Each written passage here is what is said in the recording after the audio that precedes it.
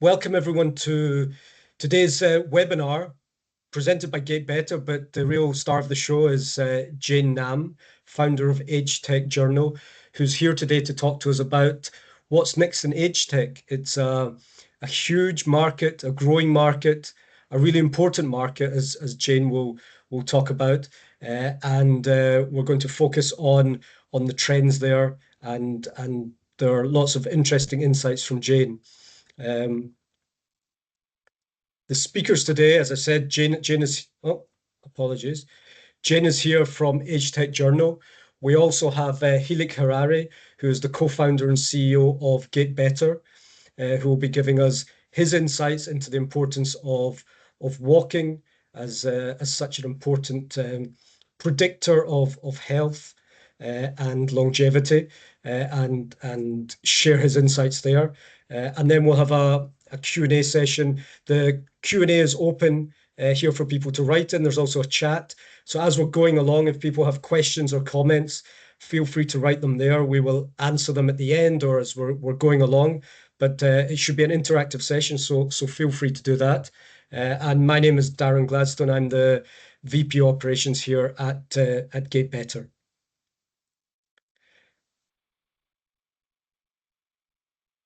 So the agenda, as I say, Jane will kick us off, and then Hilik will talk a little bit about walking as a vital sign and the introduction to GaitBetter.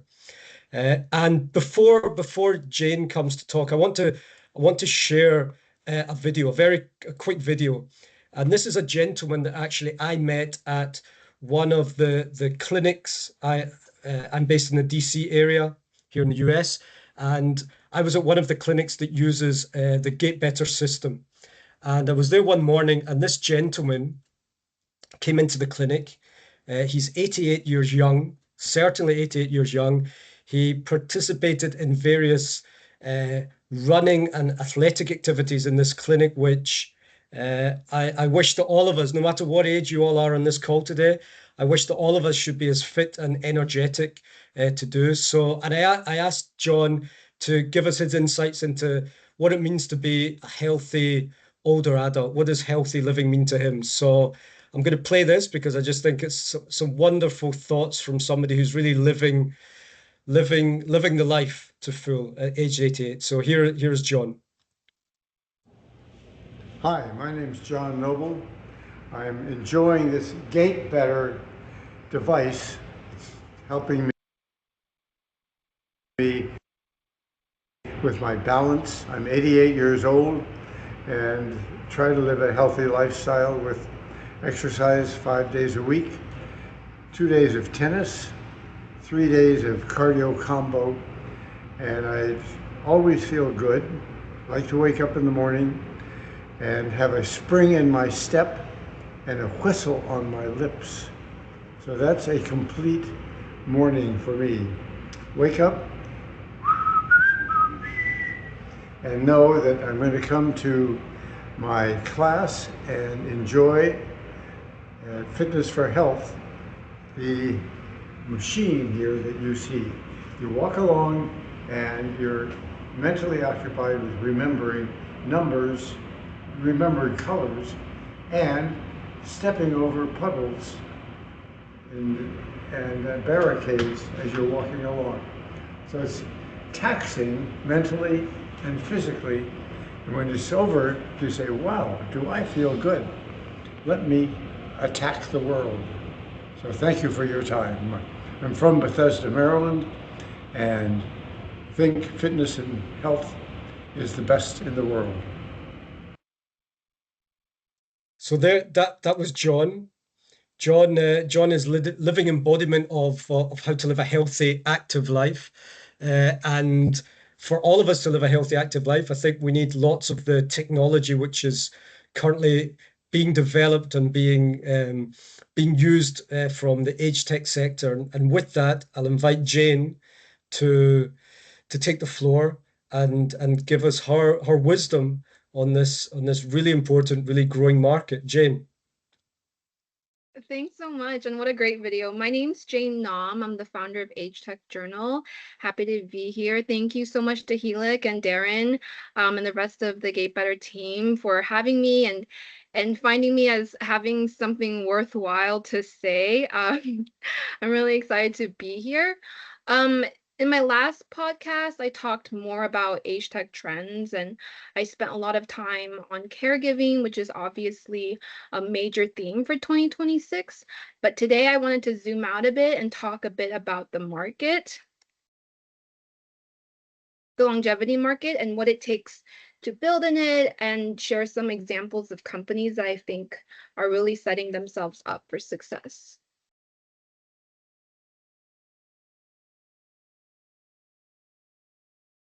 Before that, though, I thought I'd share a bit about me. So my background is in journalism and specifically data reporting. So I built AgeTech Journal to be one, first and foremost, a data hub for AgeTech, and two, a media platform.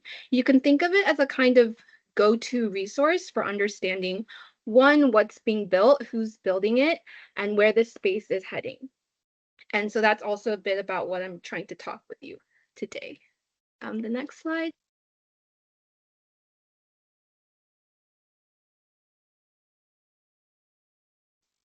This is the AgeTech Journal Startup Tracker. It's a map of AgeTech companies across the US, although a global version will be launching soon. It's free to access at agetechjournal.com. It's a quick and easy way to see the ecosystem at large, where the companies are clustering and where the emerging AgeTech hubs are. And if you're a founder in this space, please visit agetechjournal.com and add your startup to the tracker. It's an easy way for me to make connections and introductions as well. So that's a little bit about AgeTech Journal and what I'm building. Next slide. The order of events for my portion of the talk today. We'll start with the big question, what's the longevity economy? Then get into the numbers of why it's an exciting time to be building in it. And lastly, some examples of companies that I think are really setting themselves up for success. And we'll end with a spotlight on GaitBetter. Obviously, that's why we're here. And how they're a great example of where I think a lot of innovation is taking place in age tech right now. Next slide. So let's start with the big question of what is the longevity economy and what we're talking about when we say the longevity market. So when most people hear the word longevity, they think living a long time. And historically, that's what it meant. And that's what the term lifespan refers to. How many years can we squeeze out in a lifetime? But the conversation has really shifted and will continue to shift as younger generations replace older generations in the way that we think about aging. So if you even think about celebrities like Cher or Madonna, Kris Jenner, these are all women well past 70, and you don't think, frail grandma. You have no doubt that they're capable, driven women. So the needs of aging, which have traditionally been about treating decline, has changed to be about continuing to stay active, continuing to thrive. And the goal isn't just more years, it's about healthy years. And that's where the term health span comes from. We're talking about quality of life and not just survival. And that reframe really changes everything. It changes who the customer is, what the product should feel like, how it should be marketed, because you're not selling to someone who is sick and scared. You're selling to someone who wants to be the healthiest, most capable version of themselves for as long as possible. So that's really where the longevity market is heading. With that said, older adults is an umbrella term, and it gets complicated when adult children are the buyer or user of the product and services. So safety, caregiver tools, these are still and will continue to be a huge part of the longevity market, just alongside tools that prioritize independence and empowering older adults as well. The next slide. So why now? Why is this the most exciting moment in longevity? The first of the baby boomers turned 80 in 2026, the largest, wealthiest generation in history. And I'll get into the spending power in the following slide, but what we really have here is a demographic with the greatest spending power. In New York, which is where I live, those 50 plus account for 40% of state and local taxes in NYC. So the projected size of the longevity economy is predicted to be $118 trillion by 2050. And to put that into perspective, the spending power of the 50 plus demographic is so significant that it would rank third in the world in terms of GDP, just after the US and China. As in, it'd be the world's third largest economy if we put the 50 plus into a group. So that is the economic force that we're talking about when we say the longevity economy. This is not just a niche. This is not some nice to have. This is the most consequential market opportunity in a lot of ways of our lifetime. And it's here right now in 2026. And oh, sorry, one more thing about the previous slide. If you think working in what you do also exempts you from the longevity economy, because when you think older adults, you think fall detection devices, remote monitoring, but in fact, the reach of the market it really touches everything. So for example, what does the chicken industry have to do with the longevity market? Well, senior living's most commonly eaten food is chicken. Same for hospitals. So senior housing, assisted living, hospitals, they're all major buyers. They're consistent, reliable B2B buyers. So this makes the longevity market worth paying attention to them for them as well. So hospitality, transportation, delivery, and service providers, housing tech, 90% of older adults own smartphones, 77% own smart TVs, on par with millennials and Gen Z. So we really ought to be paying attention to this market irrespective of our current work.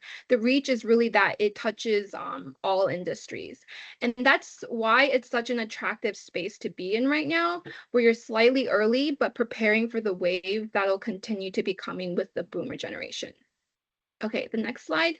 So wanted to get a little bit more into the numbers here. The sources for this, by the way, is the Global Longevity Economy Outlook report by the AARP, which I can drop in the chat at the end. So to give you a sense of the scale of the GDP, these are 2020 numbers, but the GDP of the 50 plus demographic equaled 3 times the combined revenue of the world's 100 highest earning companies. So if you combine the revenue of the world's top 100 companies and multiplied that by 3 in 2020, that was the global GDP of the 50 plus demographic. And to give you a sense of what that spending power actually looks like, by 2050, people 50 and older will account for 59 cents of every dollar spent globally. That means the majority of every dollar spent will be traceable back to those 50 and older. So in conclusion, the takeaway from this slide is really that this is an attractive space to build in, because it really is where the money is, and there's just no doubt about that. So now that I've talked a little bit about the market, is it an easy space to build in? No. Next slide. It's a massive market and there's a clear demand for innovation, but why is it so challenging for startups? And the answers are: one, lack of funding. There's really a need for early capital for startups, and a lot of startups use up their cash before they're really getting a chance on the market. Secondly, there's no single archetype of user. So we're talking about people 50 to 100. And as with any age group that spans that widely, there's a lot of variety in the kind of needs. But even with people in the later years of their life, some have hearing impairments, some have mobility limitations. So a mistake that a lot of startups make is that they try to be everything for everyone. And that's just not something that you can do in this market. It's really hard to capture a big segment of this group, and then you obviously don't want to be so niche that you only have 10 possible end users. So it's really hard in that sense as well. And thirdly, I just want to quickly touch on the last challenge of not having a real understanding of the user. A lot of founders have never been an older adult. And so when you're building a product for someone that you have no experience being, that can be a very tricky thing to navigate. So for example, I had a founder who built a medical pendant to detect falls inspired by his grandpa, a very sophisticated product with a lot of interest, only to find out that his grandpa refused to wear it because it made him feel inferior and frail. So these are just things that I think founders don't intuitively think about when they're building. So it's really important to spend a lot of time understanding the real need of the space. Okay, next slide. So what happens from here? What do the next 30 years actually look like as boomers age? There's also a lot of good things happening, a lot of momentum. One, capital is catching up. So there's now dedicated age tech funds that are active, primetime partners, ARP's age tech collaborative. There's public interest in investing as well. So public funding is moving. B2G, or business to government, is a real model for startups, a real viable model. AI also lowers the cost of building, so founders can do a lot more with a lot less, and smaller teams can now build meaningful, legitimate, clinical grade products. So the barrier to entry is lower, which is a real advantage of founders who start with less. And then lastly, there's a cultural shift around how we think about aging. Boomers are redefining what it means to be an older adult. That shift in narrative changes consumer demand, changes what gets funded, changes everything. And one of my favorite things is the idea of joyful aging and having decline be a smaller part of what it means to get older. Okay, next slide. Now, before I get into companies, let me just say what I mean when I say AgeTech. AgeTech is technology that benefits older adults and their support system, including caregivers. It includes things like social network apps, fall detection devices, adaptive clothing, caregiver coordination tools, but it includes the broader ecosystem, so health systems, payers, senior living operators, and everyone else who's a part of how aging gets supported. So AgeTech really includes tech that touches the full experience of getting older and building products that make that experience better. Okay, next slide. Every industry has its connectors. I wanted to drop some names of people that are important to know for those of you who are interested in getting into the space. I'm not actually going to spend much time here, but thought it could be helpful if you're starting or interested in getting into the space. Okay, next slide. So companies to watch, these are just some of my picks and are based off of the startup tracker that I mentioned earlier. I like each of these picks for different reasons, but if I had to sum up my overall philosophy about startups, it'd be that I'm most excited about companies, one, who don't make their users feel like patients, and their messaging is more about empowerment. So Silver Shield is a scam and fraud prevention texting tool, but their motto is really about empowering older adults to help themselves when they sense that they got a fishy text or email, and then they can also alert their communities through the app or through the texting tool. And the idea is that you don't have to rely on your older adult children as much, calling whether something is legit or not. It's a company that really focuses on independence and digital confidence. Two, I'm also excited about companies who take seriously desirability when it comes to design. So Blue Oak is coming out with a really chic fall detection lamp using earthquake technology to detect falls, which is really cool. But the founder, Pat Lee, really understands that style and design not being something that you want to hide away when you have guests coming over to your house, and really having dignity stand at the core of your design. That's something that I think is really critical in age tech product development. And then lastly, founders who don't overbuild. So like adding AI without a real need for it, or companies that offer really simple solutions, like Peel Away is a bed sheet that you can just throw away, used for incontinence management. It can be a lifesaver for caregivers. I love Dovetail because they have a really intuitive, clean interface for their care coordination app. Keeping it simple has just always been my motto, in companies that can really clearly articulate the problem that they're solving for. So the takeaway is that I find companies that treat users as main characters of their world are the ones that really understand what it takes to build in this space, because that respect is really a core piece in succeeding in age tech. So some product photos from the top left, we have Blue Oak's fall detection lamp. We have Enchanted Tools humanoid robot called Mirokai, then Dovetail's care coordination app in the green there on the right side. We have LS Adaptive's pants that you can button with one hand, and they're really great at championing the intersection between designing for disability and older adults. And then Silver Shield in the center there.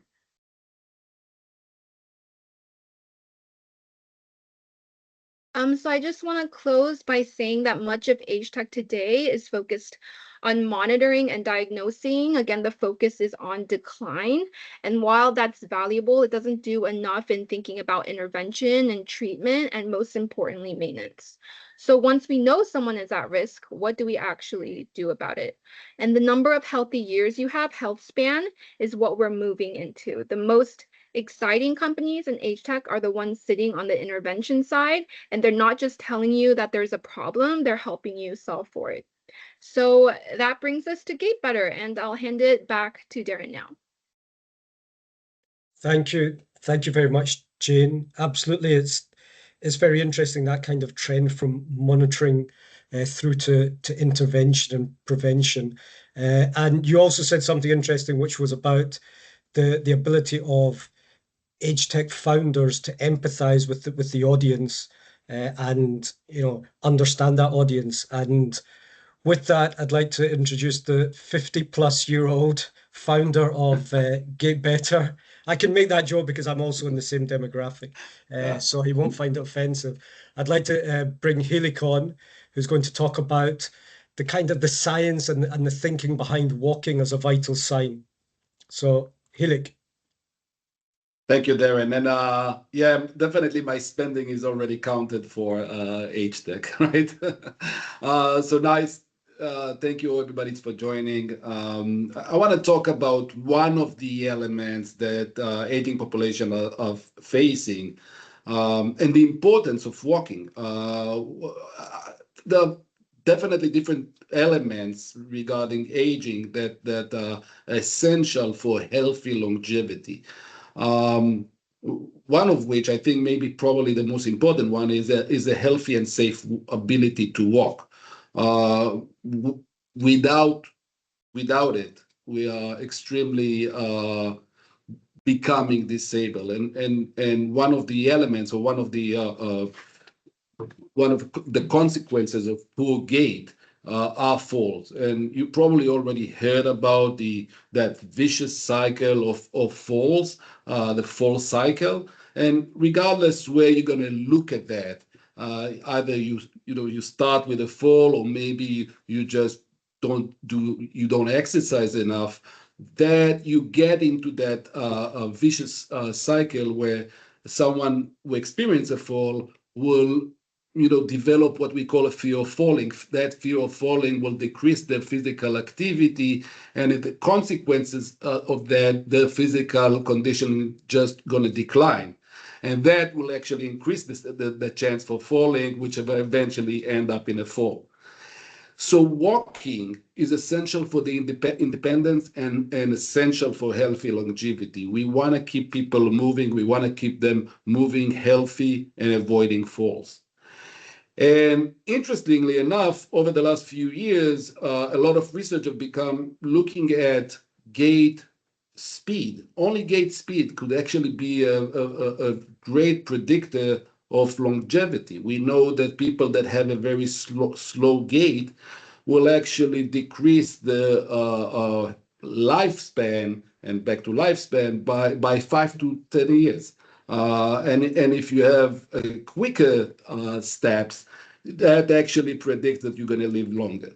So again, this is all strengthening the point that we want to keep people walking and healthy and avoiding falls. So next slide. I'm sure you're all familiar with the statistics, and every time that I'm looking at that, this is just horrific statistics, right? We know that roughly 1 in 4, it's actually slightly more than 1 in 4 adults will experience a fall every year. As we age and get older, that number of incidents are actually increasing. By the age of 80, roughly 50% of the population will experience a fall each year. 20% of those falls will result in an injury that requires medical attention. That significantly increases healthcare expenditure. And that's true across all, pretty much in the entire world. Those statistics are analyzed in the more the Western or development countries. There was one bullet in the slide before that I forgot to mention, and I think this is critical. When we're thinking about walking, it seems that it's almost an automatic, physical or motor-only type of effort. But actually, what researchers have found, and again, there's a lot of body of evidence that points to that, is that walking by itself involves or requires significant amount of cognitive capacity and processing abilities. And when we're talking about cognitive capacity, we're not necessarily talking about dementia or other type of diseases or conditions, but we're actually looking at executive function skills, which are a collective set of cognitive capabilities that includes attention capabilities, working memory or short-time memory, ability to process quickly, make decisions, or initiation. And as we age, one of the challenges that we face as we age is that executive function or those executive function capabilities tend to decline. And often they will affect our gait. And by the way, this is a two-road or these two elements affect and influence each other. So slow gait can influence our cognitive and executive function capacity, and vice versa, right? If those executive functions start to decline, they will affect our gait.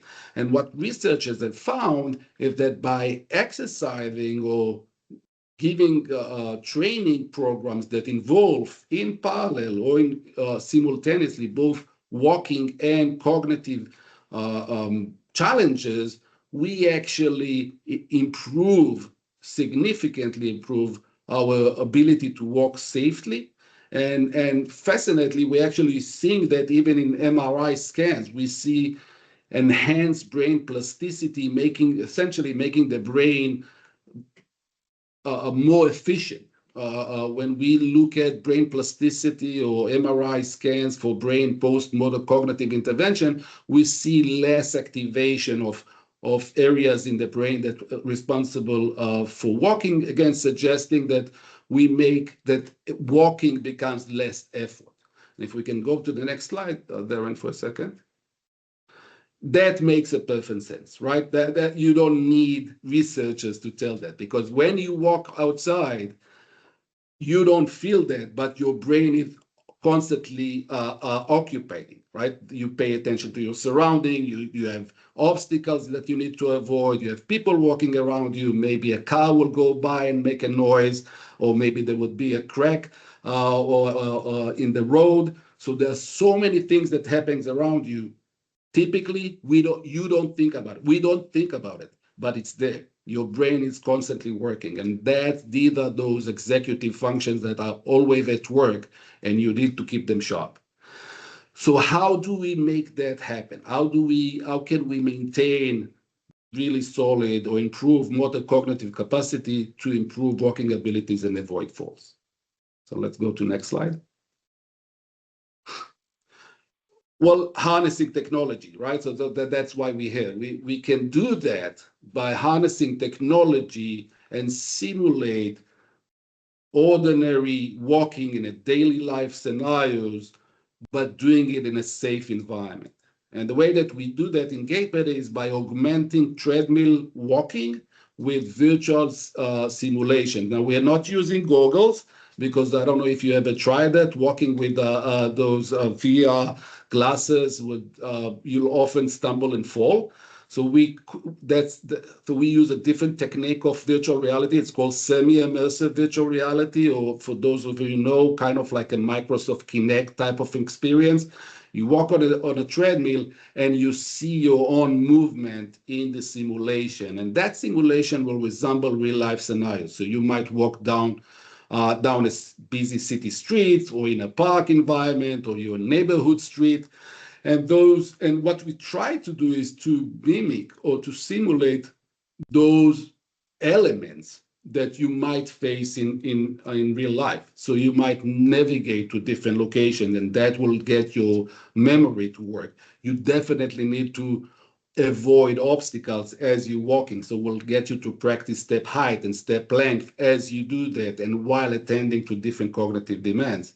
And what we found is that by doing that, we can again significantly improve walking abilities, both from a speed perspective, symmetry perspective, and then as well as cognitive elements, and eventually again significantly improving fall risk and improving quality of life. Now, to even improve that even more and to get people really engaged in that, we've built that as, we've added a gamification element to that, right? So how do we get people to really engage through a 15 or 20 minutes of walk time, which would otherwise they won't do at all, right?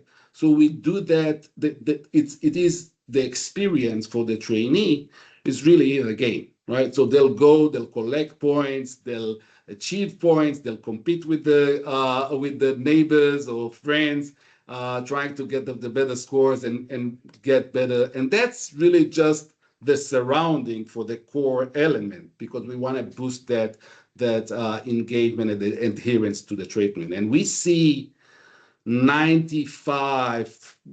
90 and even above that percent adherence to a 16-visit training program, which we found to be ideal to significantly, again, improve walking abilities and avoiding falls.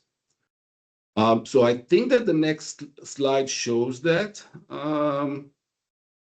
Okay, so just before the next couple of videos that we will show, how do we do that? I just explained. We do that over a treadmill. We're actually not in the business of selling treadmills. Rather, GaitBetter is added to any existing treadmill. It's that black box that you see in front of the treadmill.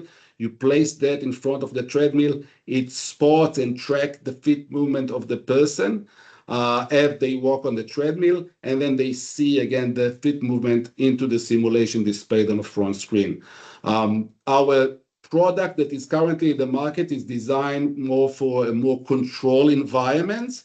So we offer GaitBetter for senior living facilities, but as well as for rehabilitation centers and physical therapy clinics, and that aims for folks that already either experience a fall or have a defined condition that increases the risk of falls and affect their gait, such as people with Parkinson's or early stage of dementia, mild cognitive impairment, and many other morbidities, mostly neurological, but not only, that can affect their gait.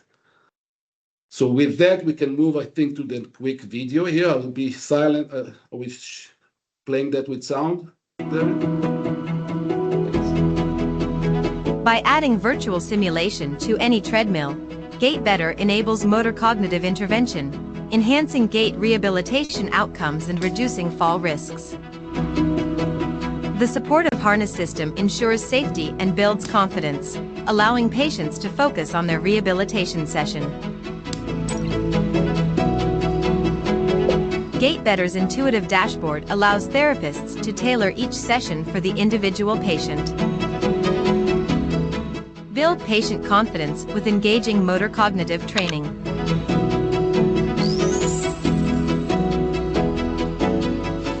Real-time feedback allows clinicians to monitor progress and adjust therapy to meet individual needs. Experience greater patient adherence and outcomes thanks to highly engaging multi-game options. The dual tasking approach is ideal for treating gait impairments, including neurological, orthopedic, geriatric, and other conditions.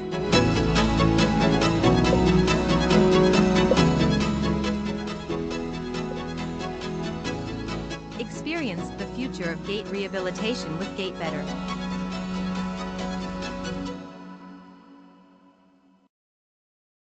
Thanks. So GaitBetter is actually a very solid, clinical, validated solution. We've been tested GaitBetter in multiple clinical studies. To date, we've treated more than 20,000 patients, even more than that. It's every day there are hundreds of people using that in hundreds of different locations. The technology has been associated time and time again with 70% reduction in fall risk, which is it's a big number, twice than anything else that I'm familiar with, and already been adopted by many leading rehabilitation centers, physical therapy clinics, and quite a few senior living facilities in the USA and worldwide. We also operate from Israel. We operate in Israel. We have plenty of installations here. We also have dozens of installations in Europe, started only a year ago. We've built this. Oh, I want to say, yeah, thank you, Darren. I want to say a word about the clinical evidence. We have completed 8 clinical trials, 25 peer-reviewed publications, again on various indications, as well as healthy older adults, or as we call sometimes idiopathic fallers. These are older adults that tend to fall, but we don't know exactly why, right? They don't have any defined morbidity that risks or that increases the risk of falling, but still they experience falls, which put them in that bucket of at fall risk. So you can go up to our website and look at the different publications all associated with the GaitBetter technology and see how that affects everyday life among different communities and different indications. And one more comment, and maybe we'll end with that before turning it back to Darren. Darren, if we can move to the next slide. No, yep. Yeah, so as that plays, I'll say a couple of words, right? We've built the system such that it will fit different, and I think Jane noted on that very nicely before, right? That it's not everybody are the same, right? Everybody have different challenges, they have different skills at different points of time. So we try to create the application, the GaitBetter system,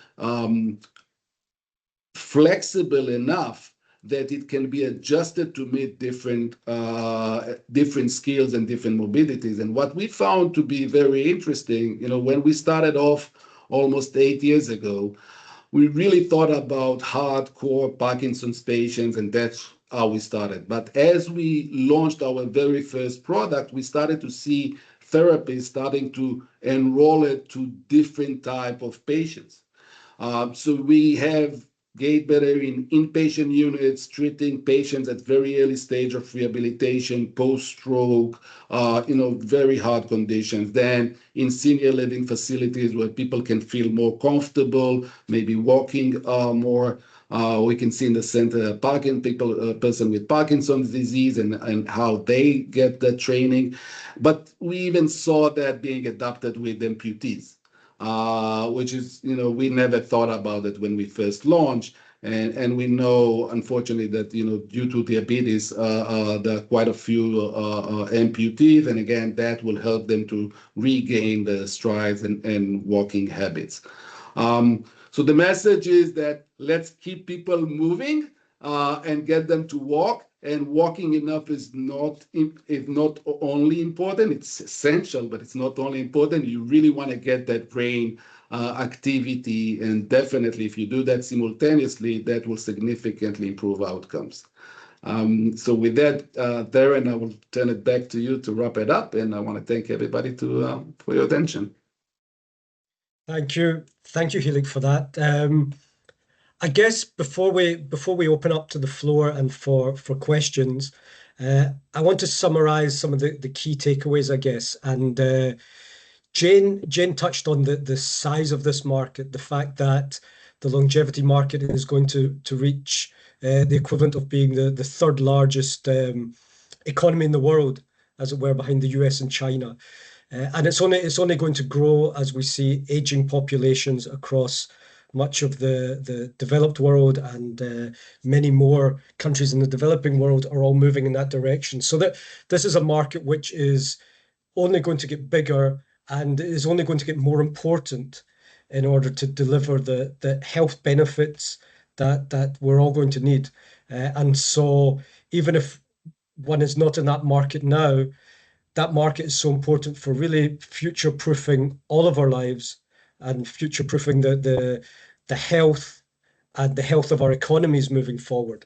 And as part of that, then we really are moving beyond monitoring into prevention and intervention, whereby, I guess most of us probably have some kind of digital watch or tracker that we wear, which gives us feedback on how we sleep and how we eat and our blood pressure, perhaps, or our heart rhythm. But it's what we do with that. It's what that data can then help in terms of delivering intervention and prevention moving forward.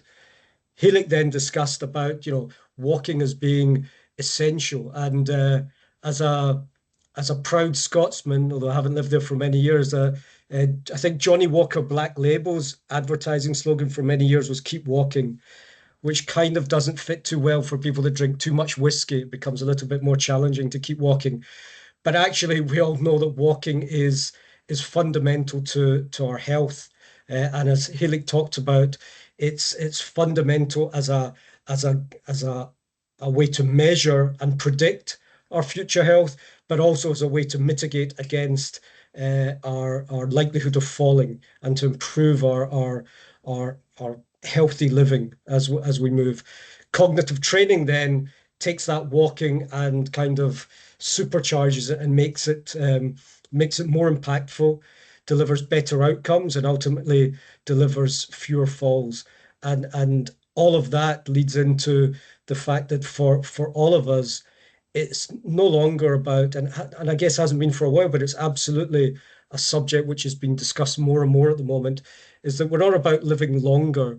It's about actually adding life to our years, and that that longer life expectancy that we're all lucky enough to have, I guess, is a life expectancy which is quality years, quality of movement, quality of health, so that we get to experience much more as we age. And as again, as Jane said, the wealthiest generation in history, that people get to experience their later years in good health, and all that AgeTech has to offer, both in terms of prevention, intervention, but also, some of the other AgeTech opportunities, which are not necessarily just in the medical world, but in all kinds of opportunities and technologies which will make our lives more interesting and fulfilling as we move forward.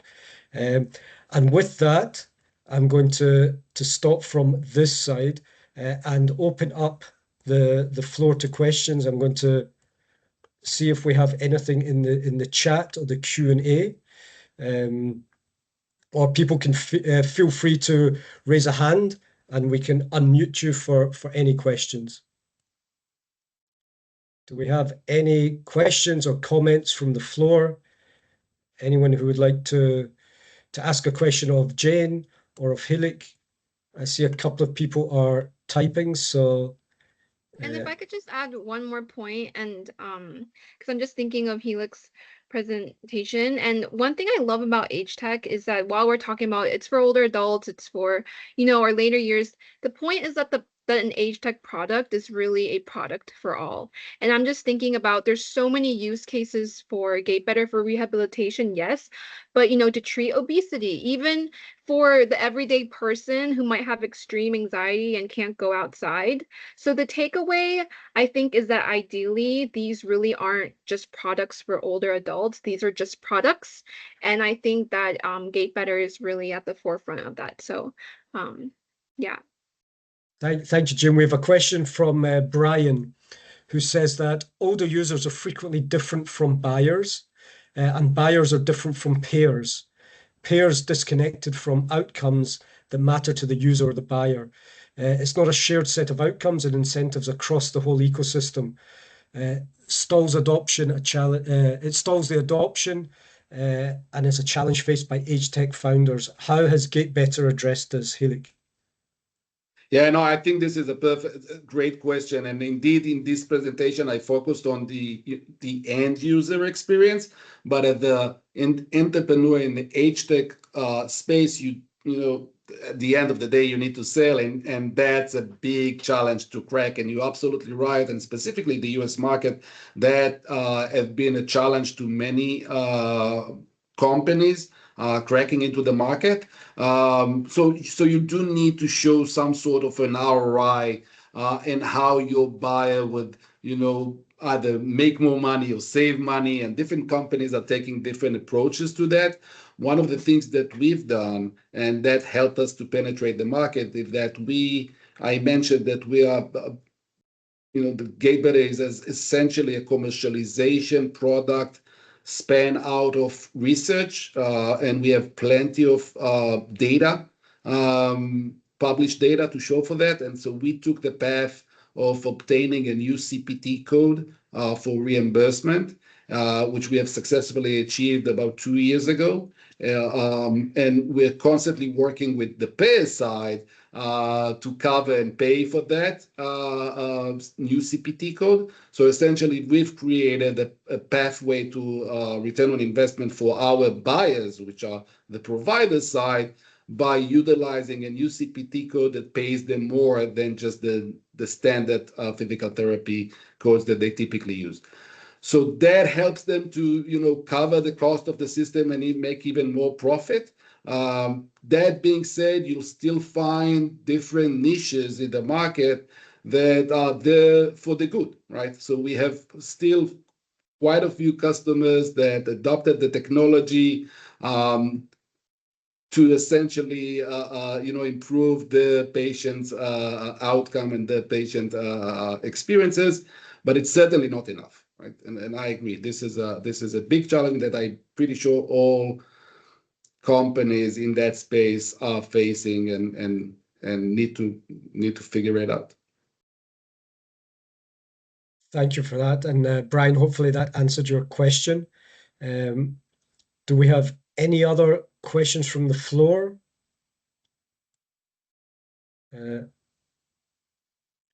I'd like to ask a question to you, Jane. You've talked about monitoring and diagnosing risk, I guess.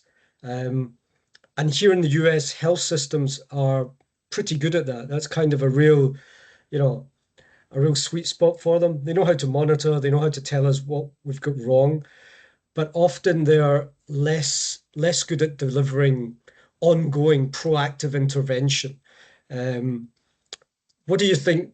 What might be the barriers to that? What maybe needs to change so that the health system moves towards proactive intervention rather than dealing with problems, after they occur? Yeah, I think that has historically been a lot of a huge barrier to innovation, but I think as we see more capital starting to invest and fund startups who are invested in that idea and committed to the idea of not just being a sort of way to treat older adults and really be more about intervention and maintenance and joy. I think that will really start to see startups emerge in that way. But I think that funding and public interest, so government funding as well, in those areas just really need to continue building momentum. Yeah, interesting. I don't see any other questions, and I see we're running up to our time. So unless anyone has any other questions, hold on. I see somebody is typing, so let's just give it another couple of seconds, and then maybe there's another question. While that question might be coming through, Jane, fast forward 5 or 10 years. What's kind of the core? What's going to be a core thing we're going to be talking about in AgeTech? Hopefully caregiving isn't as big of a topic in 5 to 10 years. That's my hope, just because it's such an urgent, really soul-crushing issue right now. I hope it moves more towards just joyful aging and products more centered around that and not so heavily focused on decline and treatment. And I think as as health span gains momentum, and we start focusing a little more about increasing our healthy years, I think that innovation focused more on that aspect are really going to increase. But the big topic right now is really aging in place and being able to the ability to stay independent and confident for longer. So I really see that just continuing to stay an important and central theme in the longevity market for the next 5 to 10 years for sure. Great. Thank you very much for that. No more questions from the floor. Anyone who has other questions are the email addresses for GaitBetter and for Jane at AgeTech Journal are on the screen. We're going to be sharing the presentation with everyone who attended, and there was many more people who signed up who couldn't attend. And we'll share that so everyone can watch that again and listen to that at their leisure. Jessica says, thank you for your time. Very important topics. Thank you for joining, Jessica. Thank you for everyone for taking time. We know that for many people in the healthcare space and the medical space, it can be challenging to find time during your working day. So we appreciate everyone who joined today. Thank you for coming along, and thank you to Jane and to Hilik for speaking to us today. We're going to try and do more of these webinars, bring more interesting guests, talk more about the importance around age tech and healthy aging, and just keep pushing forward on discussions around this world, which we know is only going to get more important and more significant in all of our lives. So thank you very much, everyone. Have a great rest of your day, and feel free to get in touch with Jane and GaitBetter. Bye-bye, everyone.